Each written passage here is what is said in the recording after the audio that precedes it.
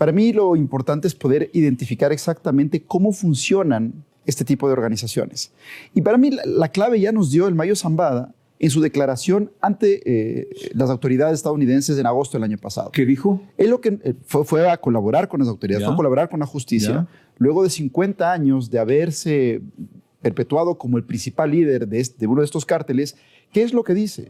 Nosotros no podemos operar si no tenemos la colaboración de las autoridades, de la política y de la policía. Y lo dice Zambada. Lo dice Zambada. Es decir, el gran capo nos da ya la receta para atacarlos. Entonces, ¿qué es lo que nos está haciendo falta acá en Ecuador? Que yo entiendo que no hay.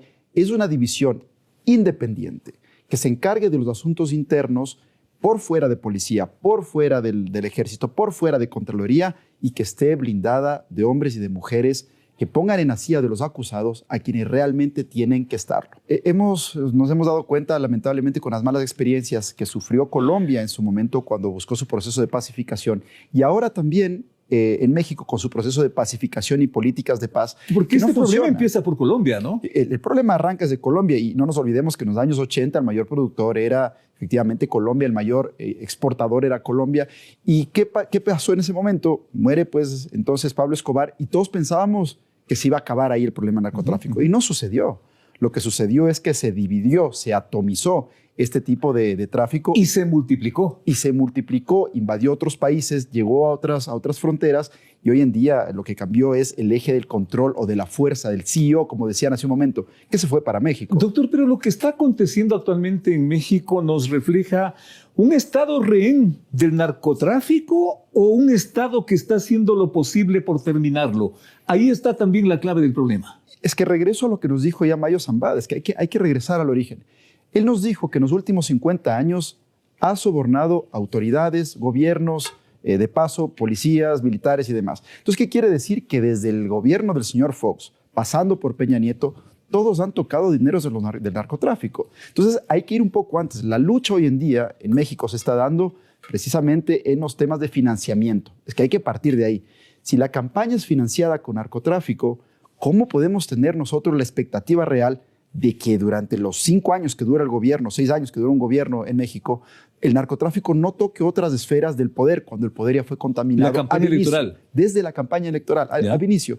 Lo mismo sucede ahora en Colombia, que es lo que estamos cerca de un nuevo proceso electoral.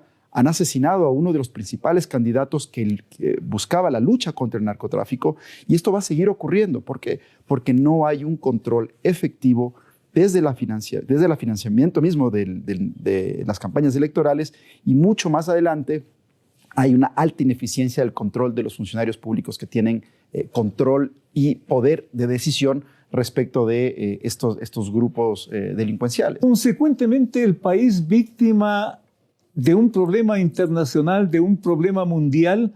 Vuelvo a eso que inicialmente le estaba planteando, doctor Paredes. ¿Cómo nos estará viendo el mundo? ¿Por qué no nos ayuda el mundo? ¿Qué falta para que el mundo nos ayude? Yo creo que no tenemos que enfocarnos desde la perspectiva de lo que puede hacer el mundo por nosotros, sino lo que nosotros podemos hacer en favor de la eliminación de estos grupos delincuenciales. ¿Y lo estamos haciendo? ¿O no lo estamos haciendo? Sí lo estamos haciendo, pero creo que es un poco... A ver, partamos desde la base. Sí, hay un tema de consumo, pero Estados Unidos mete más de $7,000 millones por año para la prevención. Entonces, no podemos echarle la culpa solamente a Estados Unidos. El presupuesto de la DEA para este año es 3 veces el presupuesto del Ecuador. Nosotros estamos en un presupuesto de $43,000 millones para todo el país. Solo la DEA hace 3 veces ese presupuesto para luchar y combatir el crimen organizado en todo el mundo. Ahora, ¿qué es lo que yo sí creo que se tiene que hacer desde el derecho internacional? Necesitamos los 5 principales países dentro de este problema. Ecuador, Estados Unidos, Colombia, Venezuela, porque no nos olvidemos que Venezuela hasta hace poco seguía siendo un narcoestado, y necesitamos a México en un gran acuerdo en donde se sienten las bases prioritarias de cómo vamos entre todos a combatir estos grupos delincuenciales y que para mí pasa por 3 ejes principales. Primer eje, cómo vamos a prevenir que las autoridades, la policía, la gente de aduanas y demás no se vean contaminados. ¿Qué organismo internacional, qué división internacional podemos crear para que se estén chequeando los presupuestos de las personas, los patrimonios de las personas? Miren rápidamente qué pasó con el caso de los narcogenerales.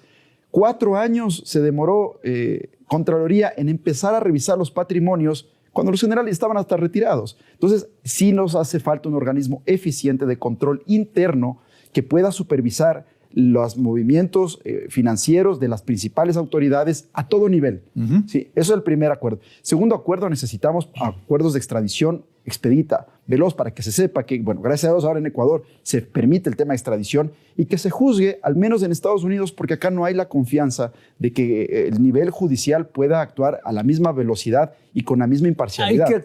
Sí, a ver, creo que hay que aprovechar efectivamente el hecho de que puede generarse un caos con este tema de la muerte de Mencho y nosotros tenemos que anticiparnos a la jugada. Eso sí es cierto. Mi propuesta es clarísima. Yo lo que creo que se tiene que establecer como prioridad nacional es la creación de un organismo independiente, tipo asuntos internos, que actúe incluso antes de lo que hace Contraloría, porque Contraloría puede ir en sus tiempos, pero cuando Contraloría entra a examinar patrimonios, lo hace cuando, en ese caso que mencionaba los generales, cuando ya están retirados y viviendo en Estados Unidos. Tiene que ser en el momento, tiene que ser el día a día, un organismo que pueda infiltrarse dentro de las cuentas de los funcionarios que quieran ser funcionarios, de sus grupos familiares. Es que eso nos va a permitir transparencia. ¿Un nuevo organismo o mejorar uno de los actuales? Porque de organismos yo creo que ya estamos cansados. Para mí tiene que ser algo nuevo, de cero, que se haga con una cooperación directa de los Estados Unidos.